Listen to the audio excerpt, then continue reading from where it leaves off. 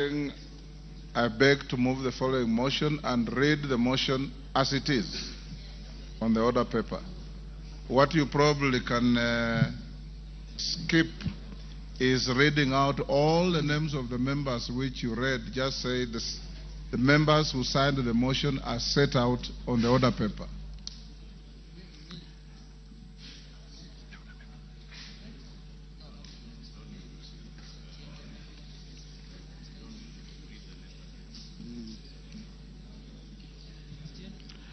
Thank you, Mr. Speaker. I beg to move the following motion that pursuant to the provisions of Article 145 and Article 151B and 2 of the Constitution and Standing Orders number 64 and 65, the House resolves to remove from office by impeachment His Excellency Honorable Rigathi Gachagua, EGH, the Deputy President of the Republic of Kenya, on the following grounds. 1. Gross violation of Articles 10(2)(a), B and C, Article 27(4), Article 73(1)(a), and 2B, Article 75(1)(c), Article 29(2) of the Constitution, and Article 147(1) as read together with Article 131(2)(c) and D of the Constitution. That His Excellency, the Deputy President, has persistently made utterances threatening to discriminate, exclude, and unlawfully deny sections of the people of Kenya and regions of the Republic of Kenya equal opportunities for public service appointments and allocation of public resources. Ground number 2, gross violation of Articles 147(1) and 152(1) of the Constitution by undermining the President and the Cabinet and the effective discharge of national government's executive mandate. That His Excellency, the Deputy President, has made unilateral statements inconsistent with policy positions collectively adopted by the government and contradicted the President on critical matters of governance and the exercise of the President's function as a symbol of national unity. 3. Gross violation of Articles 6(2), 10(2)(a), 174, 186(1), 189(1), and the 4th schedule to the Constitution by undermining devolution. That His Excellency, the Deputy President, interfered with the running of Nairobi City County Government by inciting citizens against lawful directives of the county government on the planning and relocation of markets and publicly disparaging the leadership of the county government and its decisions. 4. Gross violation of Article 161 of the Constitution on the institutional and decisional independence of judges. That His Excellency, the Deputy President, has undermined the institutional and decisional independence of a judge through public attacks on a judge of the High Court of Kenya and falsely threatening to file a petition for the removal of the said judge in a matter in which he was a party. 5. Gross violation of Article 3(1) and Article 148(5)(a) of the Constitution on the fidelity to the oath of office and allegiance.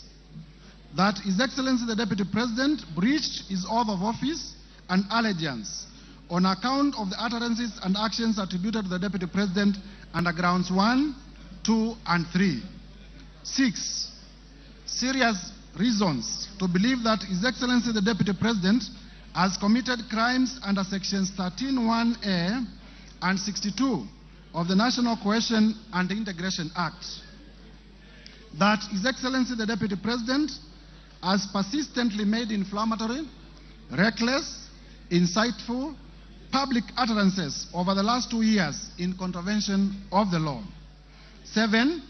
Serious reasons to believe that His Excellency, the Deputy President, has committed gross economic crimes under sections 45(1), 46, 47(a)(3), and 48(1) of the Anti-Corruption and Economic Crimes Act and sections 2, 3, 4, and 7 of the Proceeds of Crime and Money Laundering Act, that His Excellency the Deputy President has committed gross economic crimes, namely conflict of interest, abuse of office, and conspiracy to commit crimes under the sections highlighted by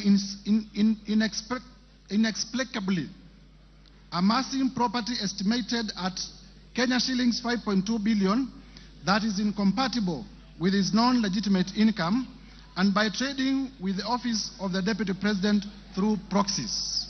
8.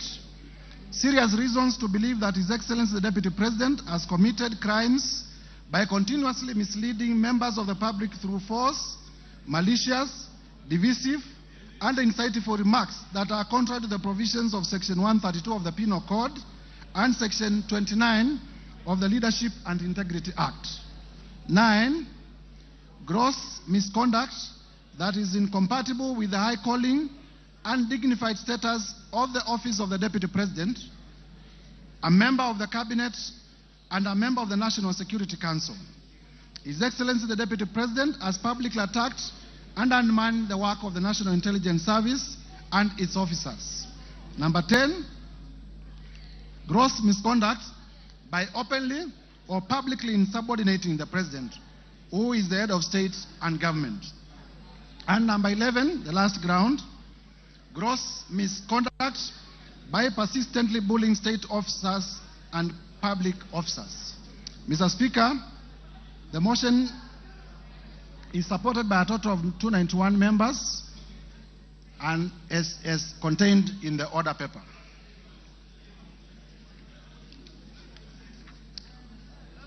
Mr.